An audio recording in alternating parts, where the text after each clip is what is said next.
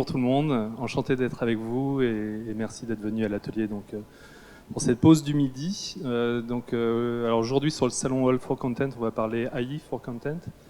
Donc c'est un grand sujet, nous ça fait plus de 10 ans qu'on travaille sur ces sujets-là. Donc on a pas mal d'expériences à partager. Alors j'ai un acolyte mais qui est coincé, il n'a pas pu arriver à temps. Et moi je suis patron de la société, donc LabSense. Donc comme j'ai évoqué, 10 ans de pratique de ce qu'on appelle le traitement automatisé des langues historiquement, ou NLP en anglais, voilà, qui fait partie du champ de l'IA.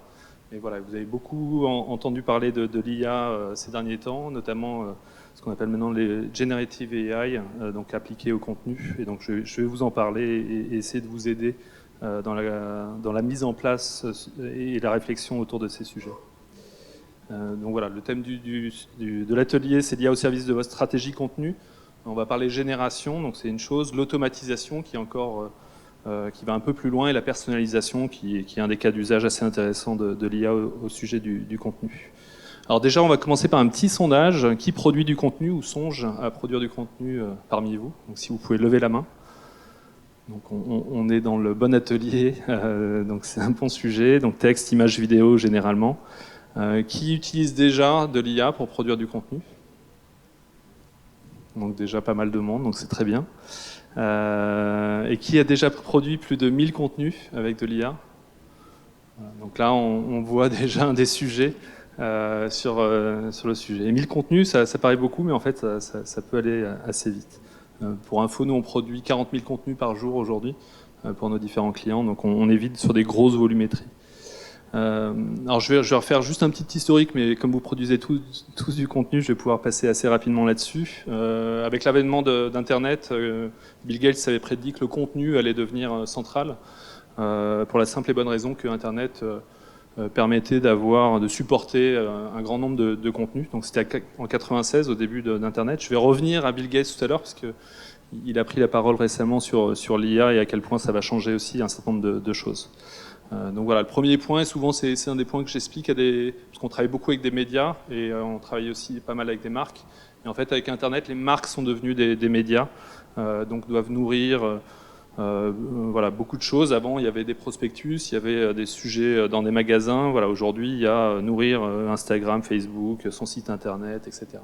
Ce qu'on voit d'ailleurs concrètement, c'est qu'il y a une explosion, on va dire, du contenu produit chaque année par les marques. Alors, et plus généralement, donc c'est des articles. Alors quand je parle de SEO, c'est des contenus SEO, donc des contenus qui ont vocation à bien vous référencer sur les moteurs de recherche.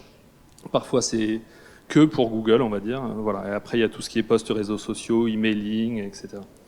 Alors de manière très opérationnelle, voilà, pour l'acquisition de trafic, pour la conversion, les marques doivent produire du contenu. Là j'ai pris quelques exemples dans l'e-commerce.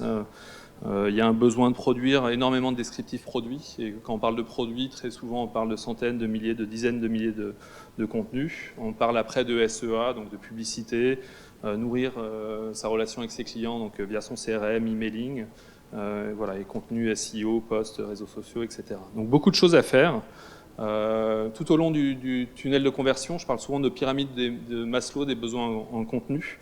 Là on va retrouver un peu ça, c'est-à-dire en bas de la pyramide, il y a souvent le sujet du SEO, pour la simple et bonne raison que tout le monde commence sa navigation par Google. Alors dans d'autres pays, il y aura un peu Bing, mais voilà, c'est essentiellement un sujet, on va dire, de se faire trouver aujourd'hui et développer son trafic, ça passe par là, et après on va trouver du contenu sous différentes formes jusqu'à la conversion, la fidélisation. Donc c'est un sujet essentiel, comment produire ce contenu, comment l'optimiser. Voilà. Alors, je parlais tout à l'heure de Google. Google est un des sujets clés. Voilà. La problématique associée à la production de contenu, elle est de deux types. Il y aura d'autres cas. Il y a une problématique de ressources. Les ressources ne sont pas illimitées. Comme je l'évoquais, on travaille beaucoup avec les médias. Et en fait, même les médias n'ont pas une capacité illimitée à produire du contenu. Quand on travaille pour l'équipe, le soir, sur un certain nombre de matchs de tennis, ils n'ont pas de journalistes pour traiter ça. Voilà, et je peux vous donner plein d'exemples. On travaille pour Capital pour les prix de l'immobilier. Ils peuvent faire 1 ou 2 articles sur les prix de l'immobilier par ville, mais ils ne peuvent pas en faire 100 parce qu'ils n'ont pas les ressources. L'autre point, c'est qu'il y a un sujet de de retour sur investissement. Alors on peut toujours externaliser sa production, donc il y aura un coût de rédaction. Voilà, mais il y a certains, je parle souvent des 20-80 dans l'e-commerce, pardon. Je parle souvent des 20-80 dans l'e-commerce. Et en fait, on va produire des fiches produits pour un certain nombre de produits, mais on ne va pas faire ces milliers de produits parce qu'on n'a pas le temps ou ça ne serait pas rentable. Pour autant, il y a des gens que ça va intéresser d'avoir des bons textes sur ces produits-là. De la même façon que on produit par exemple des articles pour des fédérations sportives. Voilà, tout le monde traite la Ligue 1, enfin les ligues principales, mais pour gérer tous les sports amateurs, il n'y a pas forcément la capacité. Voilà, donc ça c'est un des premiers sujets, ressources limitées et budget pas forcément suffisamment important alloué à la production de contenu. Le deuxième point, c'est qu'on est dans un monde de data et donc on a besoin de faire parler la data. Et très souvent, nous, on est sur des sujets où ça devient inhumain. Alors je parlais des prix de l'immobilier, mais ça peut être la donnée sur des matchs de sport, la donnée météo, etc. Et on va retrouver ça aussi sur les données produits. Donc voilà, la bonne nouvelle, c'est que l'IA peut vous aider sur ces sujets-là. Et va pouvoir vous aider à générer du contenu.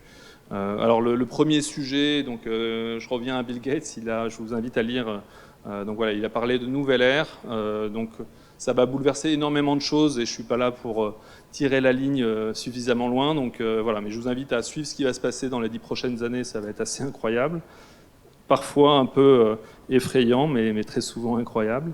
Voilà, le premier sujet, je pense que vous l'avez déjà expérimenté, je vous invite à le faire. Essayez ChatGPT, voilà.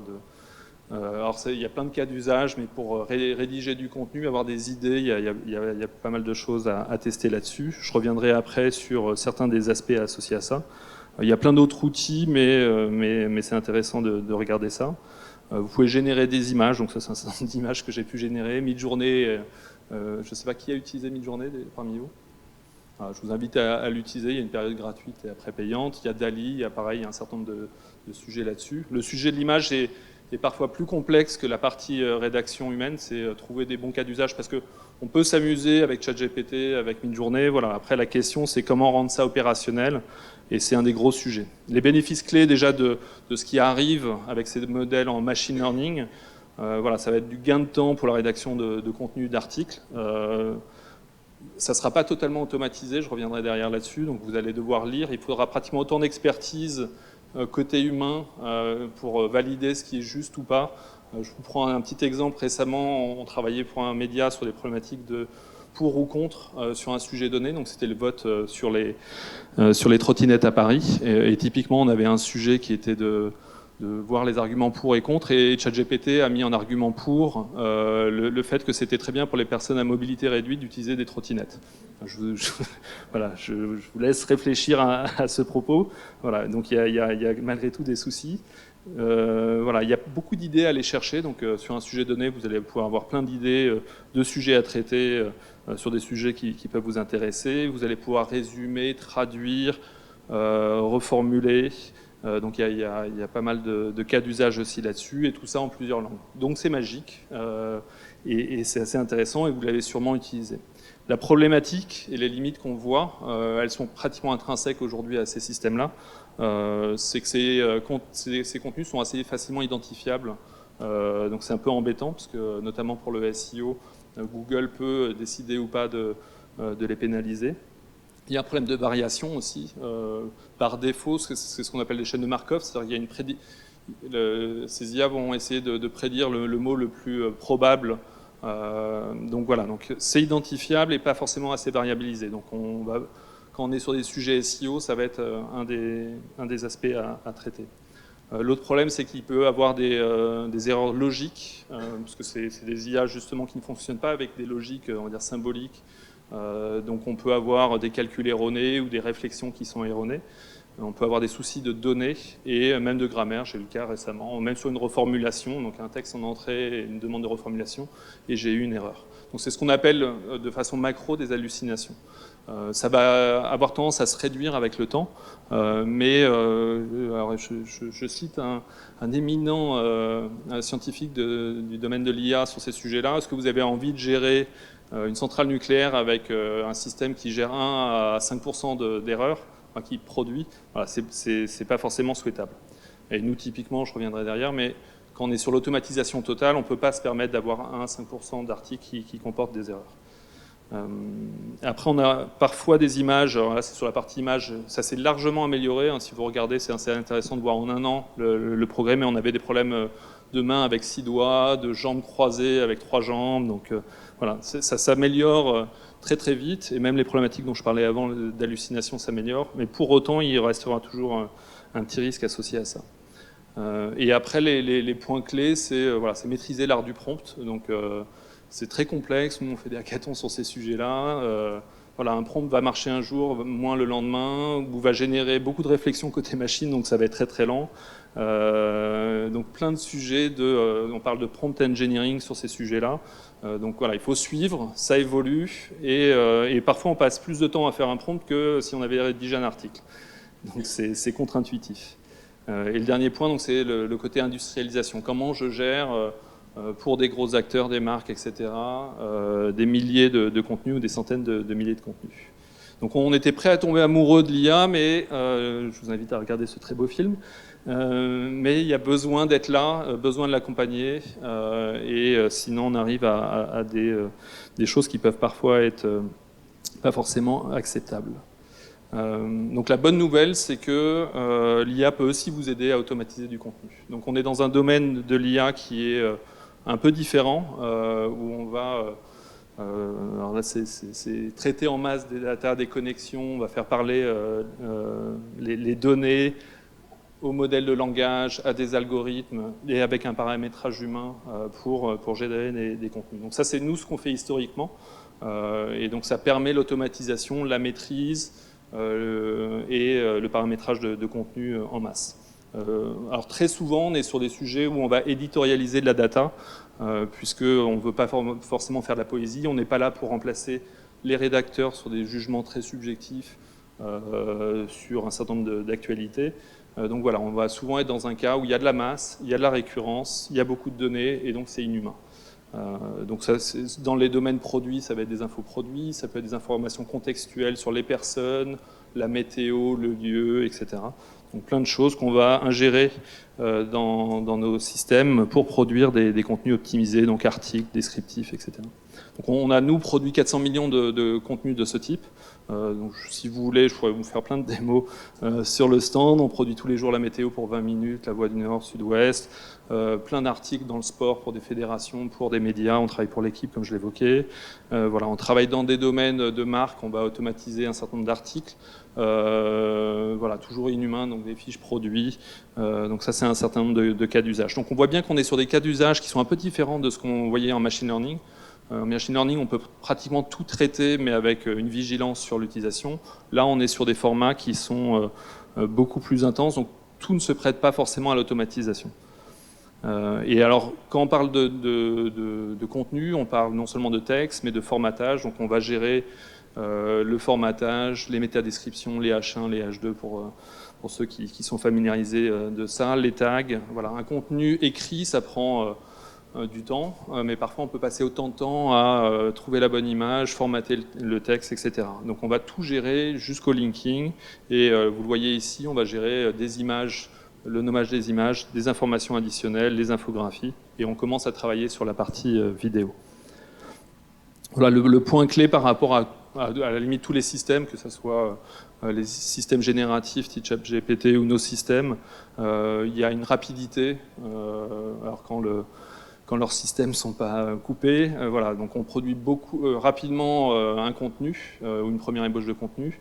On peut traiter de la masse et de la rapidité. Quand on travaille sur les élections, par exemple, il y a un enjeu de produire pratiquement 15 à 20 000 contenus en quelques minutes. On a aussi des cas, par exemple, de régénération ou de génération à la volée de contenu, donc c'est aussi des enjeux importants. Voilà, il y a un sujet économique. On produit souvent des contenus, en tout cas, qui n'auraient pas forcément été produits parce que pas de rentabilité, parce qu'on gère de la masse ou inhumain à faire.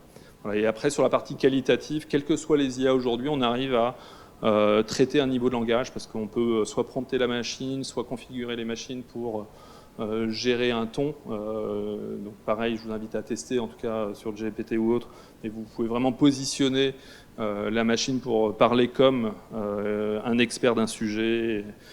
etc. On va optimiser en SEO, donc on peut injecter des mots, on peut injecter un certain nombre de choses, demander de la variabilisation. Alors c'est beaucoup plus maîtrisé quand on est sur des systèmes comme les nôtres, parce qu'en plus on a des algorithmes pour mesurer la distance. Voilà. Et ensuite on va gérer tout ce qui est multilingue, donc génération dans différentes langues. Donc ça, on a nous travaillé pour un certain nombre de clients dans différents univers, mais je vais passer rapidement là-dessus. Le bénéfice clé, c'est très souvent du gain de temps, du gain de revenus, puisqu'il y a derrière le contenu des leads, du CPM, de la transformation et des gains de trafic.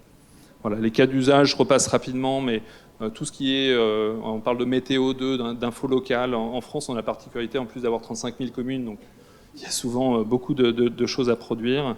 Donc d'éditorialiser de la donnée, ça peut être de l'information servicielle. Alors je passe rapidement sur les horoscopes, désolé pour les fans d'horoscopes, même si à la base ça repose sur la position des planètes. Politique, résultats sportifs, dans l'immobilier beaucoup de cas aussi, l'e-commerce, le luxe. Voilà, donc on arrive à gérer tout ça. Et on peut gérer à la fois des enjeux, on va dire au niveau des groupes, des sites principaux, nourrir tous les sites de franchisés, par exemple. Et après, au choix, ça peut être totalement automatisé, ou ce qu'on appelle maintenant semi-automatisé, donc avec la possibilité pour l'humain de revoir, s'il le souhaite, le texte avant de le publier. Alors toutes ces IA permettent aussi de personnaliser le contenu. Ma vision, sans rentrer dans la science-fiction, mais je pense qu'on va passer d'un monde où le contenu était totalement statique, c'était la presse, le papier. Déjà sur Internet, c'est un peu plus dynamique. On va rentrer dans un contenu qui peut être totalement dynamique. Donc on va pouvoir, par exemple, dans un domaine marchand, e-commerçant, aujourd'hui c'est tout le temps la même fiche, quelle que soit la saison, la météo, la personne. Voilà. Quand vous rentrez par contre chez un commerçant, il va adapter son discours. En fonction de tous ces éléments-là. On va retrouver ça progressivement sur les sites, donc d'avoir vraiment un contenu qui parle à la personne et prend en compte un certain nombre de choses. C'est assez marrant d'ailleurs de voir, je parlais de volumétrie, mais c'est sûr que quand on produit 1000 ou 10 000 fiches produits, on n'a plus envie de les voir. Nous, ça nous est arrivé, on est arrivé sur l'AdSense parce qu'on a dû produire 30 000 fiches produites à la main, c'est inhumain. Donc voilà, on n'y revient pas avant 5 ans. Voilà, ces technos permettent d'envisager de faire vivre ces contenus-là. Donc, et on va pouvoir injecter en contexte tout ce qu'on veut en termes de focus client, qu'est-ce qu'on veut avoir comme résultat donc éditorial, avoir des informations sur les produits et tout ce qui permet de personnaliser, comme je l'évoquais, persona, information contextuelle, etc. Voilà, donc quelques exemples. Ça s'adapte assez bien à tout ce qui est réseaux sociaux. On va pouvoir avoir les bons emojis, les bons hashtags et adapter le contenu en fonction des différentes plateformes. L'image également. Voilà. Le bénéfice clé de l'automatisation, c'est qu'on n'a même plus besoin d'être derrière son ordinateur. On peut prendre des vacances. Un bon cas d'usage, hein, c'est pendant ce merveilleux mois de mai où pratiquement la moitié des jours étaient fériés. Voilà, on a continué de produire le même nombre de contenus que le mois précédent et ça tournait et l'information était délivrée. Voilà, donc on est sur ces logiques, en tout cas de gain de temps pour les rédactions, de plus de trafic. Je ne vous ai pas montré, mais tous nos contenus se positionnent très très bien sur les moteurs de recherche. Voilà, donc plus de trafic et alors ça permet d'aller vers plus de proximité, plus de récurrence et d'échange avec ses clients. Voilà, et alors les technos, on va dire, d'IA symbolique répondent assez bien des limites de ce qu'on appelle le machine learning, donc tous les IA génératives, ChatGPT, etc. On arrive à aller plus loin en variabilisation et à le mesurer. On n'est pas forcément identifié comme étant généré par des IA, donc des bénéfices SEO. Voilà, il y a une maîtrise totale, il n'y a pas de black box. Les réseaux neuronaux, quelqu'un pourra vous dire qu'on maîtrise. Non, on ne maîtrise pas. Il y a un certain nombre de choses qu'on ne maîtrise pas et on ne saura pas régler ça. Donc voilà, là on est sur des logiques d'algorithmie maîtrisée, donc pas d'erreur logique, pas d'erreur sur les données, de grammaire, d'orthographe ou quoi que ce soit. On a ensuite aussi la possibilité de générer en masse des images, voilà, et tout formaté, industrialisation possible sur ces formats-là. Voilà, le dernier point, c'est notre vision, c'est qu'on peut mieux faire. Donc il y a deux aspects où on peut mieux faire, c'est combiner, on va dire, différentes choses. Donc combiner déjà l'intelligence artificielle et l'intelligence humaine, et combiner le machine learning et le symbolique. Je prends un exemple dans un autre domaine, c'est ce qui se passe actuellement dans la conduite autonome. On ne va pas réapprendre les règles, les panneaux, etc. Donc tout ça, ça peut être paramétré. Et pour autant, j'ai besoin de naviguer dans plein d'univers différents. Donc ça, je peux l'apprendre de manière plus puissante avec le machine learning. Donc on va rentrer dans des systèmes assez similaires sur ces différents IA. Alors notre vision là-dessus, c'est de lancer une plateforme SaaS qui permet de rendre nos solutions accessibles, donc c'est Already. On l'a lancé d'abord dans l'immobilier et on va le déployer dans différents univers. Donc ça permet de rendre accessible. Alors le premier point, c'est que quand on est sur l'automatisation en masse, on est souvent sur des gros budgets, voilà. Donc c'est sur mesure, mais je vous ai cité pas mal de marques. On travaille avec des grosses marques généralement parce que c'est des gros budgets. Là, l'idée, c'est de rendre accessibles nos technos, donc nos IA, sur cette plateforme pour générer un certain nombre de formats. Et on va avoir, on met à disposition plein de modèles là-dessus. Alors par univers, on met nos modèles et des modèles en hybridation, donc avec GPT-3, 3,5, 4. On va bientôt intégrer Anthropic, qui a une IA qui est assez bluffante. Voilà, et on a aussi de la génération d'images avec DALL-E. Et donc on le déploie par univers. L'idée, c'est de vous faire gagner du temps sur les prompts. Donc tout le monde ne pourra pas devenir spécialiste du prompting, donc on fait tout le travail en amont. Et sur la plateforme, ça permet de gérer pas mal de cas. Voilà. On a toute une roadmap après, donc on va intégrer de la donnée. Donc toutes les données locales vont déjà être préintégrées. Sur certains sujets, on aura des données par univers et la possibilité d'intégrer vos propres données sur la plateforme. Typiquement, on a un client qui connecte directement ses données sur ces dizaines de milliers de produits. Voilà. Et avec non seulement la génération du texte, mais la génération de l'image, et avec les différentes IA, mais en apportant une valeur ajoutée au-dessus de ça. Voilà. Donc j'ai fait le tour, donc on va pouvoir rentrer dans une session de questions-réponses. J'ai mis un ours avec des lunettes roses parce que je pense on peut avoir peur, on va dire, de tout ce qui arrive. Mais voilà, il y a aussi plein de choses à en tirer, de bénéfices, on va dire concrets pour l'activité de production de contenu. Cette image a été générée par Adobe Firefly, donc maintenant c'est ouvert à tous, donc je vous invite aussi à le tester sur les générations d'images. Alors, est-ce que vous avez des questions? J'ai fait le tour du sujet, à peu près dans les temps. On a 5 minutes pour répondre à des questions. Oui.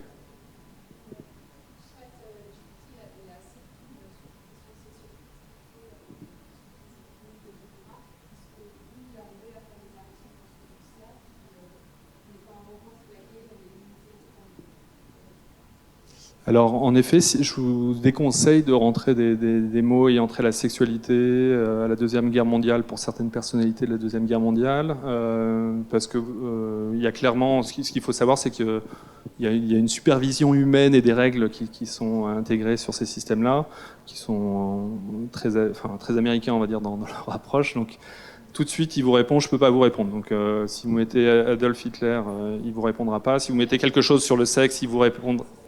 Sexualité très large, ouais. Ouais. Donc en fait, alors il y a des techniques en prompt qui permettent d'éviter ça.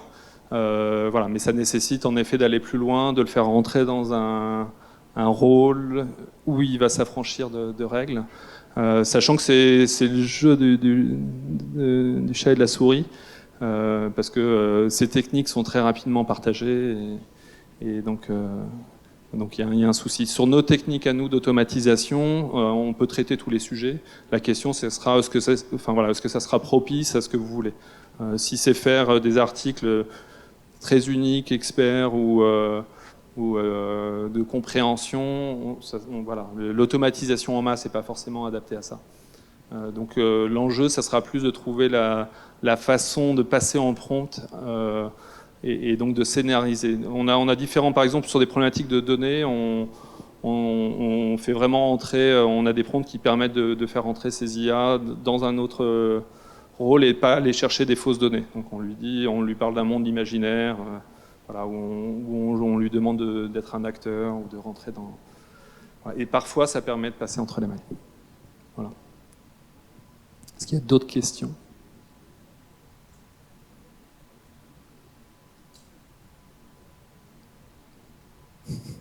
Non, sur les images, sur les prompts, qui a eu des soucis alors, tout le monde a testé, ou une grande partie ont testé, qui l'utilisent, on va dire, quotidiennement.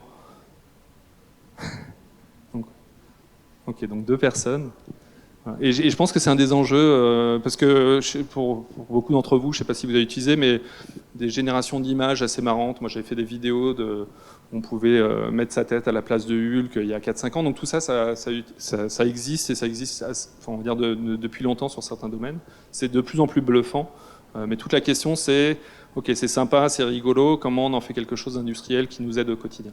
Nous, notre vision, c'est que tous ces systèmes-là, en tout cas, sur la partie ChatGPT, par exemple, on fait des systèmes où ça permet de générer des quiz, ça permet de faire préparer des interviews, etc. Donc, c'est trouver les bons cas d'usage opérationnels pour pas que ça soit un jeu, mais pour que ça permette une utilisation régulière. Il y avait une question ?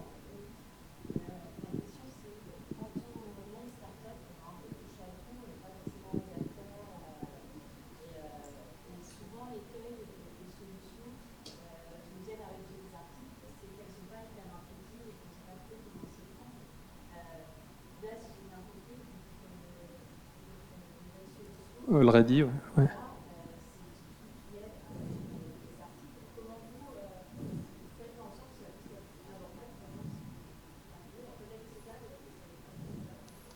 Alors, typiquement, c'est utilisé par un certain nombre de gens dans l'immobilier qui ne sont pas des rédacteurs. Donc, et voilà, ce qu'on essaye de faire, mais enfin, là, je nous mets nous, mais je pense que ChatGPT aussi est très simple. On voit une grande simplicité généralement dans ces plateformes-là.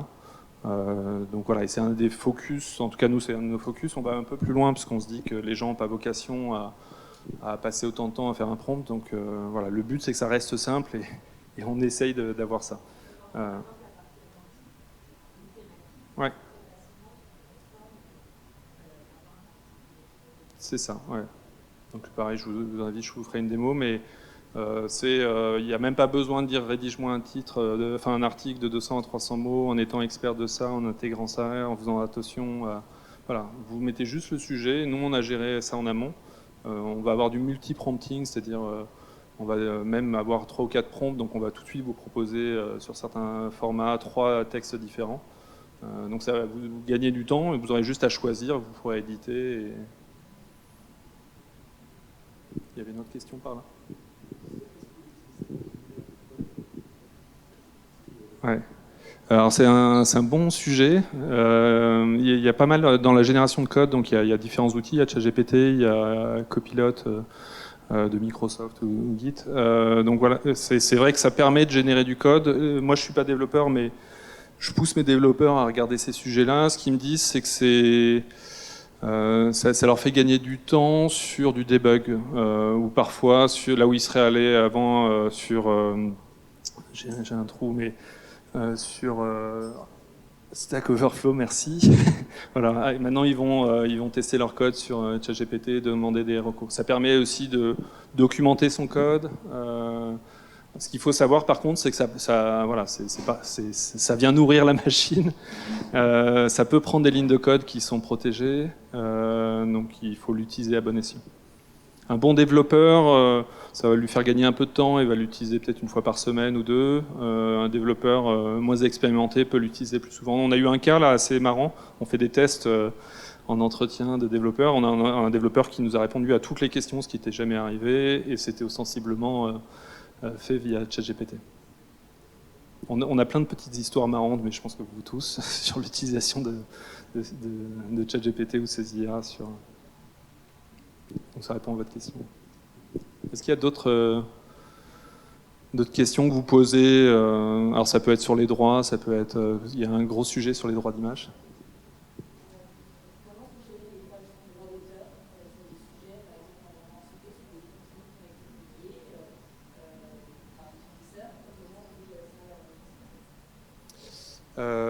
Alors, on déconseille ou on conseille une utilisation bien cadrée quand on est dans des domaines financiers ou de santé. C'est ce que j'évoquais, c'est-à-dire si on doit utiliser ces techniques pour faire un résumé d'une étude, il faut que la personne qui va faire cette demande et relire soit à même de juger. Ouais, parce que ce qui est très, très perturbant, c'est qu'en fait, la qualité rédactionnelle est telle qu'on a l'impression qu'il y a une autorité de fait sur le sujet, ce qui n'est pas le cas. Donc je prends un domaine hors santé, mais on va lui demander de parler d'une ville, il va vous inventer une église dans une ville où il n'y a pas d'église, ou il va vous inventer des commerces, une école, etc. Donc, où il va vous dire que la Deuxième Guerre mondiale s'est finie en 1948. Donc appliquer ça à la santé, c'est très dangereux. Donc il faut vraiment, et ça, même les enfin, il y a plein de scientifiques qui travaillent sur ces sujets-là, même eux se font avoir, c'est-à-dire que dans tout un texte, on peut lui demander de générer 1, 2, 3, 4 pages de contenu, et beaucoup plus. Voilà, il peut y avoir un endroit, une erreur logique ou de données qui peut être problématique. Et après, par rapport au droit, ouais, ça c'est un peu... il n'y a pas de droit formellement sur des contenus produits par des machines.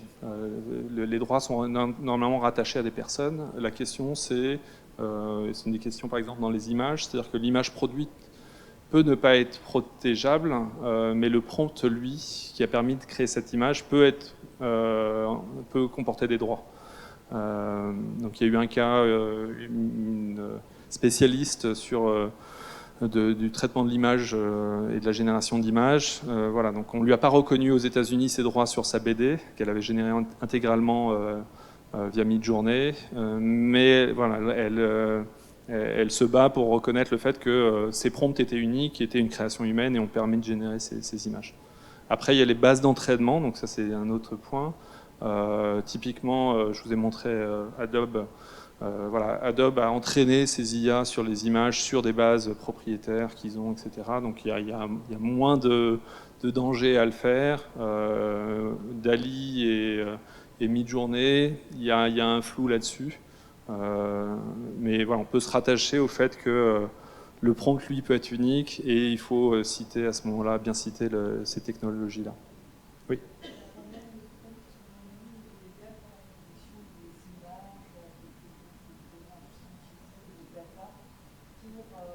Pour l'entraînement, ouais. Ça, c'est un des gros sujets, donc ça va être... ce qui est pas clair. Ouais. Ouais. Donc c'est pour ça que j'évoquais donc Adobe, par exemple, typiquement entraîner ces IA sur des bases où ils ont des droits, où ils ont la possibilité. Actuellement, ce qui est en train de se passer, c'est que et ça se joue à très haut niveau, hein, parce on est un peu dans le même syndrome que Google, au début enfin pas au début de Internet, mais au début de Google. Google crawlait tout, c'était le Far West, ils respectaient aucun accord particulier, même les propres accords qu'ils avaient signés sur la donnée locale, par exemple. Voilà. Et puis après, ils se sont mis en règle. La question, c'est qu'il y a peu ou prou le même sujet sur les IA en machine learning, qui se sont entraînés sur tous les corpus. Alors, vous cédez les droits, vous savez pas, mais sur Facebook, Twitter, en fait, vous cédez tout. Donc, vous savez, mais on le sait pas en fait individuellement. Ouais, voilà. Donc en fait, on cède beaucoup de droits sans vraiment le savoir, et donc ils se sont entraînés sur une grande partie de cette matière-là. Et justement, c'est un des points. Alors, c'était un des points soulevés. Enfin, un des points soulevés par la CNIL italienne. Voilà, c'est les bases d'apprentissage, c'est ce que les gens sont bien au courant quand ils utilisent ces systèmes-là, qui sont en train de céder encore des droits. Donc ça sera un des gros sujets. Je pense que la réglementation est nécessaire, souhaitable. Voilà, ça va être assez puissant et c'est que le début. Donc voilà, il faut encadrer ça pour à la fois continuer à avoir un usage, mais un usage contrôlé, maîtrisé, utile et pas forcément néfaste. Je resterai quand même sur une vision un peu positive. Oui.